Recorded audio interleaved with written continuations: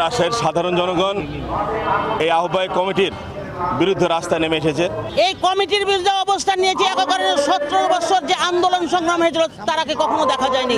এই কমিটি চাচ্ছে না ওনারা বাস টার্মিনাল দখল, শ্রমিক ইউনিয়ন দখল, আমলিগ বাহিনী দিয়ে 17 বছর যারা আমলিগ করেছে তাদেরকে দিয়ে দখল করে আমাদের ত্যাগী নেতাদেরকে বঞ্চিত করেছে। এখন যারা নেতৃত্ব দেয় তাদেরকে খেয়াল করেন, কারো আগে নামের আগে গুন্ডা, তা কারো নামের আগে পরে মাস্তান।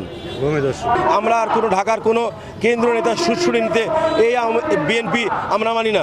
আমরা কেন্দ্রীয় নেতৃবৃন্দ আমাদের টুকু সাহেবকে জানিয়েছি, আমাদের ডক্টর জাহিদ সাহেবকে জানিয়েছি, আমরা আমাদের নেতা সালাম সাহেবকে জানিয়েছি, কিন্তু আজকে কোনো ফল হয় নাই। ঢাকা থেকে রোয়ের এজেন্ট হয়ে ঢাকার কিছু নেতা মিলে এই আহ্বায়ক কমিটি তৈরি করে দেয়। আমলিগের যারা আমলিগ যাদেরকে পুষে রেখেছিল, ঈশা ভাই, মামুন ভাই, এই দুইজন হলো আহ্বায়ক, আরেকজন হলো সদস্য সচিব।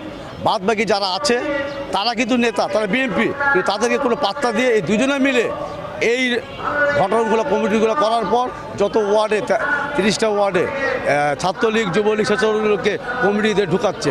আমরা এটার ব্যাপারে প্রতিবাদ জানিয়েছি এবং ঢাকা থেকে সেন্টার থেকে নেতারা এসেছে, নেতাদেরকে জানিয়েছি, নেতারা কোনো গুরুত্ব আমাদেরকে দেয়নি।